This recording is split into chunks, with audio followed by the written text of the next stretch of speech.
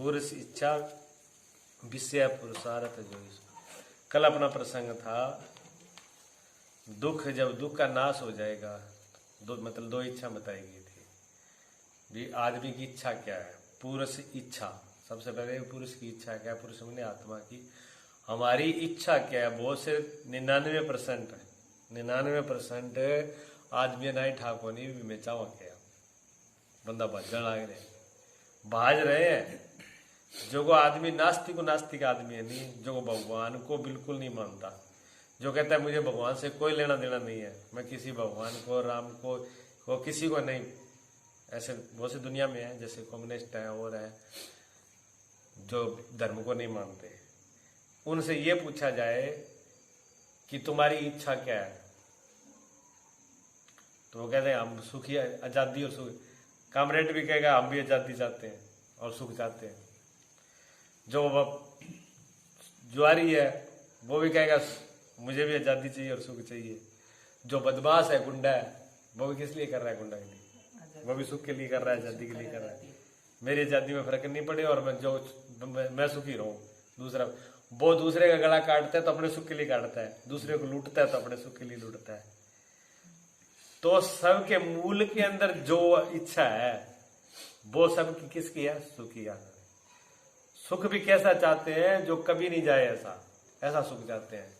उस सुख का नाम है आनंद। तो आनंद क्या है, आनंद ही परमात्मा का रूप है। परमात्मा का असली नाम आनंद है। परमात्मा का नाम से राम नहीं है, विष्णु नहीं है, कृष्ण नहीं है। वो नाम तो और किसी के हो सकते हैं, लेकिन जो उनका स्वरूप है ना वास्तव में, कोई कहे राम का क्या स्वरूप है तो सच्चिदानंद, कोई कहे कृष्ण का स्वरूप क्या तो कहेंगे सच्चिदानंद। सच्चिदानंद रूपाय विश्व उत्पत्ति आदि हेतुवे। ये श्लोक पता है किसका है, ये भागवत का पहला श्लोक है। भागवत जी का ये पहला श्लोक है। भगवान का वर्णन किया है, जब भगवान कृष्ण की कथा शुरू होती है उन्होंने लिखा है कि भगवान क्या है, कहते सच्चिदानंद रूपाय विश्व उत्पत्ति आदि हेतुवे। उन्होंने कहा भगवान का रूप जो है, भगवान कृष्ण का रूप है सत्य चित्त आनंद और विश्व, जो इस विश्व की उत्पत्ति के कारण है। हेतु कहते हैं कारण को, इस सृष्टि के उत्पन्न के कारण वो है। उन्होंने रंग रूप नहीं किया कि मुरली मुकुट बांधे हुए हैं, सांवले रंग के हैं, इतना कद है, ऐसे रूप रंग वाले हैं, ये वर्णन नहीं किया। ना यदुवंशी के नाम, ना राम का नाम लिया, ना कृष्ण का नाम लिया। भागवत के पहले श्लोक में राम और कृष्ण का कहीं भी नाम नहीं है। वहां भगवान का परिचय दिया उन्होंने, परमात्मा क्या है। तो परमात्मा क्या है, परमात्मा का पहला नाम बोला सच्चिदानंद रूपाय विश्व उत्पत्ति आदि हेतुवे सत्य चित्त और आनंद। सत्य मैंने, सत्य का मतलब होता है जिसका कभी विनाश नहीं होता। नानक देव जी कहते हैं आद सत्य जुगाद सच नानक होसी भी सच। जप्पू जी का दूसरा श्लोक है, जप्पू जी साहब जी का दूसरा श्लोक है। ये पहला श्लोक है एक ओंकार सतनाम कर्ता पुरुष निर्भय निर्वैर अकाल मूर्ति अजुनि से। क्या बोला भागवत क्या कह रही है, सच्चिदानंद रूप है, ठीक है। परमात्मा सच्चिदानंद रूप है और विश्वत्ति का उत्पन्न, जिनसे सृष्टि उत्पन्न होती है। नानक देव जी का जो पहला श्लोक है, गुरु नानक देव जी का जो पहला श्लोक है, जप्पू जी का जो पहला श्लोक है, वो कहते हैं परमात्मा क्या था, हाँ एक ओंकार सतनाम, ओम स्वरूप है, एक ओम के स्वरूप है और सत्य है। वो कहते हैं सच्चिदानंद। वो ये कहेगा, वही भागवत कह रही है, वही नानक देव जी कह रहे हैं, वही कबीर कह रहे हैं, सतपुरुष जो आदि से पहले भी सत्य था, अभी भी सत्य है, आगे भी सत्य। परमात्मा ऐसा नहीं है कि पहले था आज नहीं है और आज नहीं आगे नहीं होगा। पहले भी था, आज भी, आगे भी। वो एक जैसा रहता है, बाकी सब बदल जाते हैं। सृष्टि बदल गई, संसार में कितने दादा परदादा कितने लोग आए, कितनी पीढ़ियां चली गई ना। आपका हमारा शरीर क्या वही है, फोटो देखो बचपन की, खुद ही नहीं पहचानेंगे। ईशो मैं हो माऊ के गोल में खेल अपने आप को नहीं पहचानोगे। माँ अगर फोटो दे देगा, देखे किसका तो कैसी ओके क्यों है टाबर, वो कहे तेरा ही डोला है ये। हम ऐसे थे, कभी कैसे थे, माँ के गर्भ में अंडा थे, एक अंडे के रूप में माँ के पेट में पड़े थे मलमूत्र में। वो हमारा जिसको हम कहते हैं मैं मुंह चपट लगाया, अब थोड़ा समझदार हो गया, जब मुंह चपट लगे माँ ने समझावा तन्ने के माँ ने अक्ल को नहीं। जिस माँ ने तुम्हें पाल के रखा मलमूत्र में, ये पता नहीं था उसी पेशाब कर रहा है, उसी में रोटी लगा के खा रहा है, वो माँ ने सिखाया था। बड़ा होकर के माँ को कहता है कि तुझे अक्ल नहीं है, इतनी बुद्धि है, समझदारी। ये चीजें होती हैं जो अब कहते समझदारी। हम पढ़ लिख लिए, हमें बीए कर लिया, माँ अनपढ़ है। आज के लड़के कहते हैं, मेरे सामने की बात है ये, मैं नाम नहीं लेता हूँ लेकिन बता रहा हूँ। ऐसे विवाह के बच्चे जो पढ़ लिखे वो कहते हैं माँ को क्या पता, अनपढ़ है, जानती नहीं कुछ। अरे वो अनपढ़ थी, जानती नहीं, तभी तो पाल पोस के तुम ऐसे कर दिया। और तुम पढ़ा लिखा में बीए कर लिया, 2 टाइम की रोटी नहीं दे सकता, उनको आंखें और दिखा रहा है ऊपर से। ये समझदारी थोड़ी है, ये विचार है। हर चीज पर विचार करना पड़ेगा, हमारी औकात क्या है, हम क्या है, हमारी क्या औकात है, ये बताएगा। हम ये नहीं है जिसको हमने मान रखा है, ये शरीर हम नहीं है, ये मलमूत्र से पैदा हुआ पिंड है, पंचभूतिक पिंड है, ये हम नहीं है, हमारा होना अलग है। ये इसको बताएंगे। तो इच्छा की बात थी भी, इच्छा जो है भी, एक इच्छा उन्होंने कहा दुख नाश सुख प्राप्ति, 2 इच्छा हो रही है भी, मैं हमेशा सुखी रहूं और मुझे दुख ना हो। तो हमारा प्रश्न ये था रात भी जब दुख ही मिट गया तो फिर सुख तो आ ही गया, फिर 2 प्रश्न क्यों है। लेकिन उसमें ब्रीक भेद है। हमने सुख, हम तो थोड़ी चीज, थोड़ी देर के लिए जिसको सुख मान रहे हैं, जिससे हमें कष्ट हो रहा था। हमें कष्ट हो रहा था किस बात से, बहुत टाइम से माँ को कष्ट होता है, मेरा बच्चा नहीं मिला, बाहर गया हुआ है, 2 साल हो गए, 4 साल हो गए, 5 साल हो गए, माँ बच्चे को मिलना चाहती है। और जब बेटा आएगा तो माँ का हृदय प्रसन्न हो जाएगा, खुश हो जाएगी, बाप मिलेगी, छाती से लगा लेगी बेटे को। जब छाती से लगाएगी तो ऐसा मालूम पड़ेगा माँ को कि जैसे मुझे भगवान मिल गया, आज मेरा बेटा मिल गया, इतना आनंदित होती है वो। लेकिन बेटा कहे कि माँ मेरे से आपको सुख मिल रहा है, अब तू मुझे अपनी छाती से दूर मत करना, मुझे ऐसे ही लगा के रखे। माँ कितनी देर लगा के रखेगी, कितनी देर, 5 मिनट, 10 मिनट, घंटा। और बेटे ने कहा कि मैं 24 घंटे मुझे ऐसे लगा के रख, तो वो बेटा ही उसके लिए दुखदायी हो जाएगा ना। वो जो सुख है, इतना जो मालूम पड़ रहा था, वो दुख में परिवर्तन हो जाएगा। संसार के सारे सुख ऐसे ही है। रसगुल्ले की बहुत इच्छा है खाने की, ठीक है ना, और रसगुल्ला सा बनाते देखते रूह प्रसन्न हो जाती है। बड़ा दिन की इच्छा थी, बहुत दिन की इच्छा थी, आ जाए, अब वही बन गई, फटाफट। और बात छोड़ दो, पहले खा लेने दे, अब पूरी इच्छा पूरी। जब पहला रसगुल्ला मुंह में जाएगा ना, मालूम पड़ेगा कि सच्चिदानंद हटैया आ गया जीभ पर ही आनंद इसी में आ रहा है, इतना आनंद आएगा ना। पहला खा लिया तो पूरा ऐसा है, दूसरा खाओगे तो थोड़ा सा कम हो जाएगा, तीसरे में थोड़ा सा और, चौथे, 5 में, 6 में वो थोड़ा टेस्ट में मीठा ज्यादा लगने लगेगा, मेरे क्या मीठा ज्यादा है। जब फुल भर जाएगा पेट, भी बाद में वो रसगुल्ला, अब कोई कहे जी खाना ही पड़ेगा आपको, 1 किलो आपके लिए ही है, फिर वो छोड़ वो अंदर वाले वापस आने के लिए तैयार हो जाएगा। लेकिन वो सुख दुख में बदला। इसलिए उन्होंने कहा कि दुख निवृत्ति, जो हमको मालूम पड़ती है कि दुख निवृत्ति हो गई, दुख मिट गया, वो दुख मिट्टी नहीं है। दुख मिटना सुख नहीं है, वो जो दुख मिटा हम समझ रहे हैं, वो थोड़ी देर में दुख सुख, जो अभी सुख मालूम पड़ रहा है, वो थोड़ी देर बाद दुख मालूम पड़ेगा। कितनी गर्मी थी, गर्मी में आए तौबा कर रहे थे और सर्दी की मांग कर रहे थे। 15-20 दिन के बाद भी सर्दी उसी तरह लगेगी जैसे धूप लगती थी, दुख उसी से कष्ट होने लगेगा, ये भी शरीर को सताने लगेगी। हो गया ना परिवर्तन, जिसकी इतनी चाह थी वो उसमें बदल गई। तो वो चीजें बदल जाती हैं समय। तो सारे जो हमको जो सुख मालूम पड़ रहे हैं कि दुख, जो जिस अभी तक जो हमें कष्ट हो रहा था, दुख हो रहा था, वो जो चीज नहीं मिली थी, जिसके बगैर दुख हो रहा था, वो मिलने के बाद हम सुखी बने। लेकिन वो सुख ज्यादा देर का नहीं है, थोड़ी देर का है।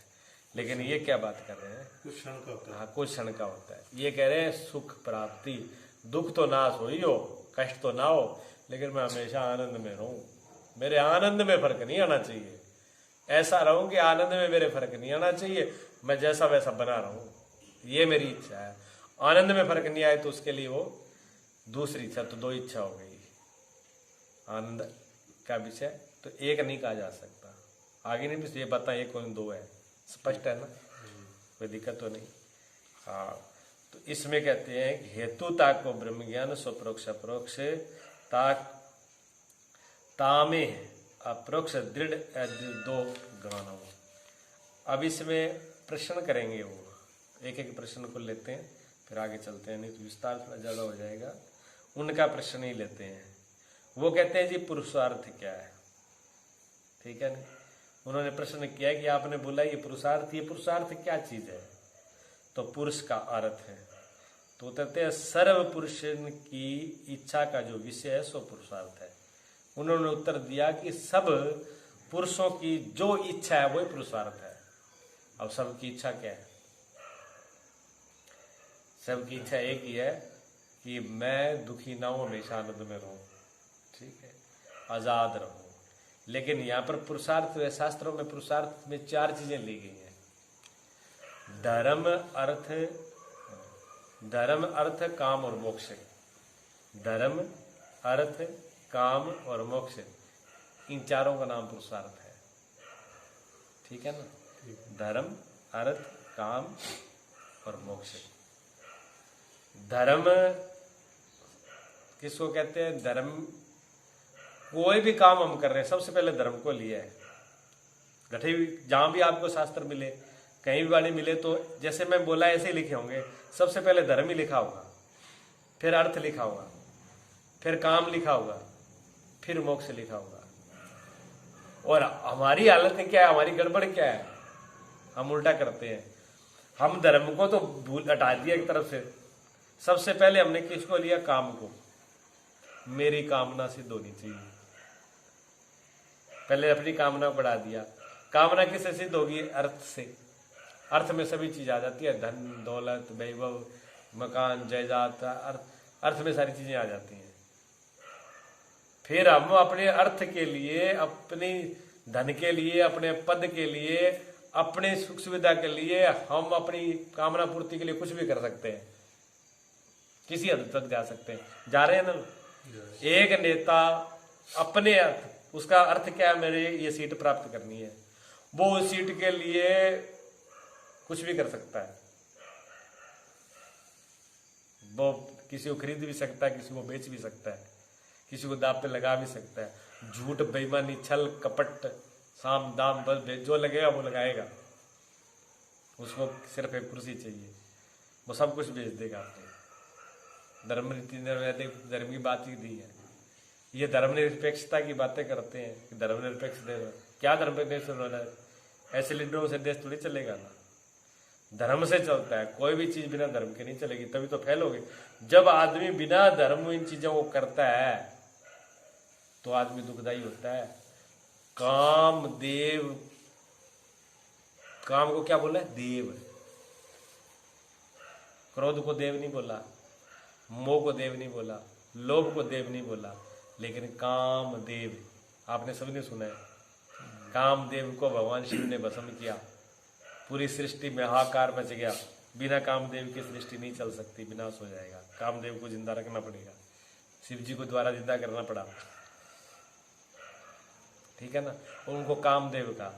और भगवान कृष्ण गीता में क्या कहते हैं 11वें अध्याय में, जहाँ कहते हैं वृक्षों में पीपल वृक्ष मैं हूँ, हाथियों में मैं ही हूँ, जहाँ श्रेष्ठता दिखाते हैं, ठीक है ना। जुआओं का ज्वारी मैं ही, छल मैं हूँ, ज्वारियों का छल भी मैं ही हूँ, छलियों का छल भी मैं ही हूँ। वहाँ वो क्या कहते हैं? कहते हैं मैं कामदेव मैं ही हूँ। अपने आप को भगवान कृष्ण ने कामदेव कहा है। तो काम बुरा नहीं है, लेकिन काम किससे युक्त हो? धर्म से युक्त हो। सबसे पहले शर्त है धर्म। धन बुरा नहीं है, लेकिन धन धर्म के साथ होना चाहिए। अधर्म का धन वो बुरा है जो अधर्म से लिया हुआ है। अर्थ पद वो बुरा है जो अनीति से, अधर्म से कमाया है। जमीन जायदाद साधन वो बुरा है जो किसी से छल कपट करके बेईमानी से कुरीति से पाया है। जो आपकी कमाई है धर्म से, शास्त्र रीति से, मर्यादा से है, बहुत जायज है। उसको कोई शास्त्र या कोई गलत नहीं कहता। कोई शास्त्र ये कहता है भी निकम्मा बैठ जाओ, कोई काम ना करो। बता दो आई किसी महापुरुष ने कहा या किसी शास्त्र में लिखा है? भगवान कृष्ण तो गीता में कहते हैं कि आदमी एक क्षण भी बिना कर्म के नहीं रह सकता। कर्म करने के लिए किसी को नहीं कहा। भगवान ने ये कहा भी कर्म कर, लेकिन मेरे अर्पण होकर कर, मेरे निमित्त होकर कर। तू तेरी मर्जी बीच में, मैं भी मत लगा, नहीं तो तुझे भोगना पड़ेगा। शास्त्र कहते हैं कर्म कर, एक क्षण भी खाली मत रहे, लेकिन धर्म कर, धर्म के अनुसार कर।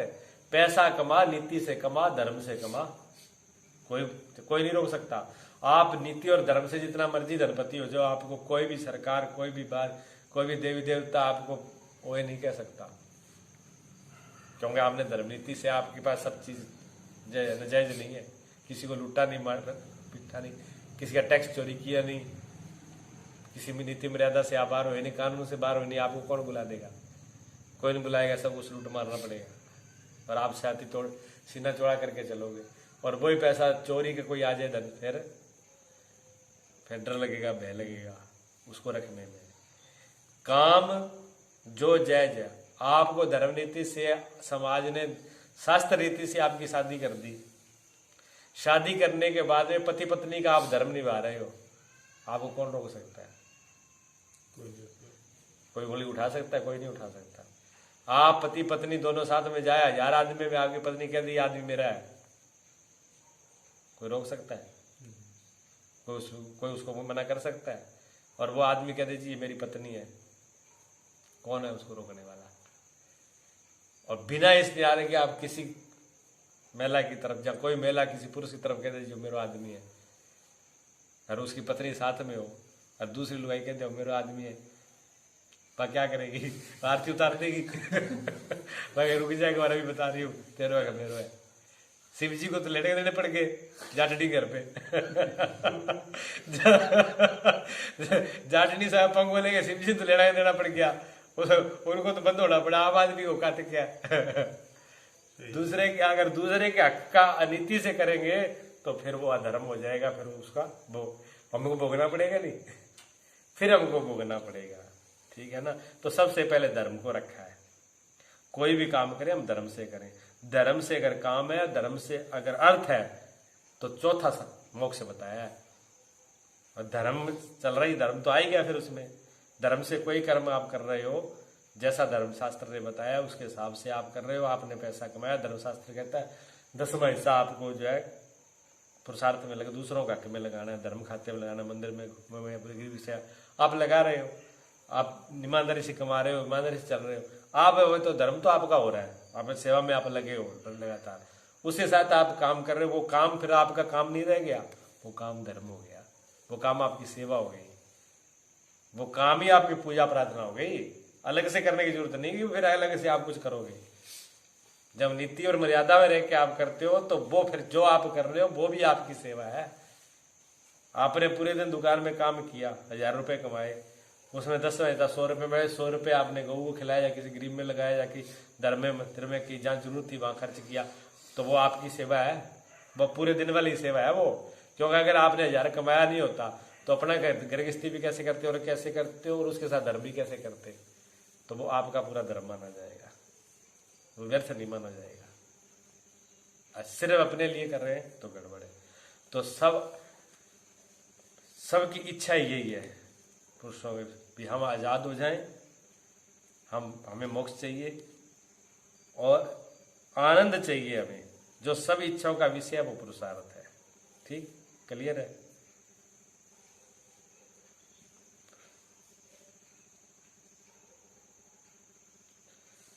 पुरुषार्थ।